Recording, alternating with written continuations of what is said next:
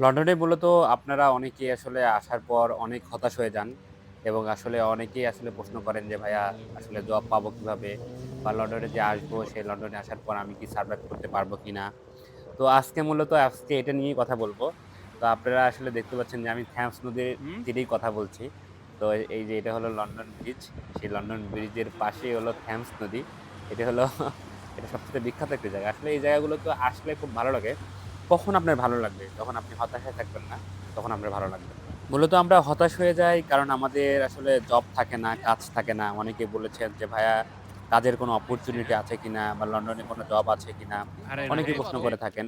তো আপনাকে লন্ডনে জব এখানে অপরচুনিটি ছবি থাকার জন্য আপনাকে আমি আগেও বলেছি বা জায়গাটা এখনো বলছি, আপনার কিন্তু রিকমেন্ডেশন খুব প্রয়োজন। আপনি যদি কোনো একটা ভ্যাকেন্সিতে যদি রেফারেন্সকে মোটামুটি এনে দেওয়া রাখবো হয়, নাকি? সেই রেফারেন্সটা যদি আপনার স্ট্রং হয়, তাহলে কিন্তু আপনি জব পাবেন।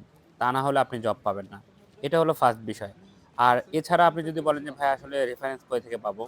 ওই যে দাদা, মামা, খালা, নানু এগুলো থেকে রেফারেন্স আপনাকে বের করতে হবে।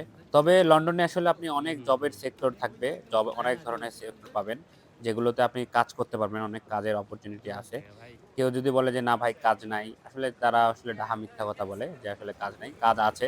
কিন্তু এজন্য আপনাকে অনেক ধরনের পরিশ্রম করতে হবে। অনেক পরিশ্রম করলেই আপনি এই সফলতাটা পাবেন।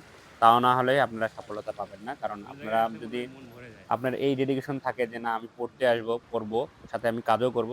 তবে আপনার বলা চলে যে আপনি আপনার যে গোলটা আছে সেটা গোলটা অর্জন করতে পারবেন। আপনারা আবার অনেকেই প্রশ্ন করে থাকেন যে, "ভাইয়া আসলে কাজ বা জব নিয়ে আপনি এত কথা বলেন কেন?"